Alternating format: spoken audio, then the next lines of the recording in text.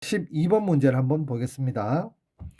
우리가 지금 도형 영역의 색깔칠하는 문제를 풀고 있는데, 이 문제는 사실은 원순열 문제로 나온 문제였어요. 원순열 문제로. 가운데 색깔을 칠하고 나머지 부분을 색깔 칠할 때 원순열을 이용하자. 그런데 갑자기 이 문제가 좀 고난이도의 문제가 나오면서 문제가 원순열하고 전혀 상관없는 문제들로 지금 변질되고 있어. 문제의 성격이 나빠지고 있어요. 다른 쪽으로 변했어요. 그래서 얘들은 어떻게 풀어줘야 되냐면, 이 문제의 성격을 어떻게 해석해야 되냐면, 쌤이 이제 한번 써볼게요. 바로 곱의 법칙과 합의 법칙, 곱의 법칙, 합의 법칙을 동시에 적용하는 문제로 문제의 성격이 변질됐습니다. 자, 그러면은 한번 쌤이 문제를 한번 보도록 할게요. 이 문제는 좀 쉬운 문제야. 11번 문제 너무 어려웠는데 이건 아주 쉬워요. 자, 5개의 영역으로 나누어진 도형이 있는데, 각 영역에 빨간색, 노란색, 파란색, 자, 빨로 팔을 그냥 A, B, C라고 바꿀게요. A, B, C 중에서 한 가지 색을 칠하는데, 인접 영역은 서로 다른 색을 칠하여 구별한다. 인접 영역이란 말이 이웃하는 영역이란 말하고 같은 말이에요. 칠할 수 있는 방법의 수는 이라고 했는데, 이 문제는 지금 뭘 가지고 우리가 생각해야 되냐면, 자, 보세요.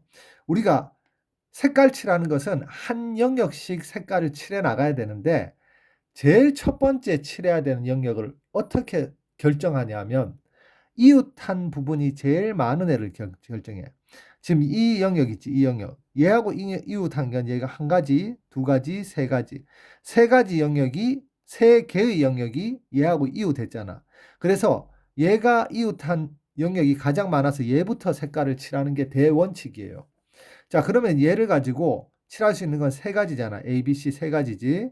자, 그 다음에 얘를 이제 칠해도 되는데, 얘는 이 제일 처음에 칠한 이 영역 말고는 이웃한 영역이 없으니까 얘는 그냥 두 가지라고 편하게 쓰면 됩니다. 자, 그리고 이제 이 문제에서 뭘 외워야 되냐면, 얘하고 얘를 보면 얘하고 얘가 이웃해 하니까 얘가 세 가지였는데 얘가 두 가지고 얘가 두 가지잖아. 자, 그런데 문제가 뭐냐면은 이 두 가지라고 써놨는데, 만약에 얘하고 얘의 색깔이 같아요. 그러면 여기에 칠할 수 있는 경우가 두 가지가 나온다는 이야기야. 두 가지. 그런데 얘하고 얘가 색깔이 다르지. 그러면 여기에 칠할 수 있는 경우가 얘하고도 달라야 되고 얘하고도 달라야 되니까 한 가지가 나온다는 이야기예요. 그래서 이 문제는 너무 유명한 문제라서 그냥 외우는 거예요. 그냥. 자, 너무 유명한 문제라서 뭐가 유명하냐면은 이 두 개의 색깔이 같은 경우와 다른 경우에 따라서 여기에 칠할 수 있는 가지수가 달라진다는 것을 좀 외워야 됩니다. 자, 그러면 쌤이 이제 문제풀이로 한번 들어가 볼게요. 어떻게 들어가냐면, 먼저 합의 법칙을 이용해서 자, 여기 얘를 1번이라고 하고 얘 2번이라고 하고 3번, 4번, 5번이라고 해볼게요. 자, 3번, 4번의 색이 다른 경우, 그 다음에 3번, 4번의 색이 같은 경우, 이 두 가지 경우는 동시에 일어날 수가 없습니다. 그래서 동시에 일어날 수 없는 경우에 바로 합의 법칙을 씁니다. 그러면은, 자, 3번, 4번의 색이 같은 경우의 수를 구할 때, 자, 곱의 법칙을 써서 전체 경우의 수를 구하고, 3번, 4번 색이 다른 경우에 전체 경우의 수를 구할 때도 곱의 법칙을 쓸 겁니다. 자, 어떻게 하는지 한번 보세요. 자, 얘를 두 번째라고 하면은, 첫 번째, 3번, 4번의 색이 다른 경우는, 자, 1번에 칠할 수 있는 경우가 A, B, C 세 가지예요. 자, 1번에 세 가지. 자, 그리고 2번에 칠할 수 있는 경우가 여기에 두 가지입니다.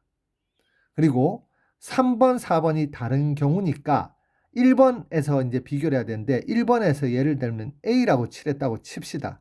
그러면은 3번에 B를 칠하고 4번에 C를 칠할 수도 있고, 3번에 C를 칠하고 4번에 B를 칠할 수도 있겠지. B하고 C를 가지고. 그래서 자, 3번에 칠할 수 있는 경우가 두 가지예요. 자, 그리고 3번에 칠할 수 있는 경우가 아니라 내가 이렇게 이야기할게. 3, 4번에 칠할 수 있는 경우. 자, 이게 3번, 4번. 3, 4번에 칠할 수 있는 경우가 두 가지. 그리고 마지막으로 5번에 칠할 수 있는 경우가 얘하고 얘가 색깔이 다르니까 5번에 한 가지밖에 못 칠하겠지.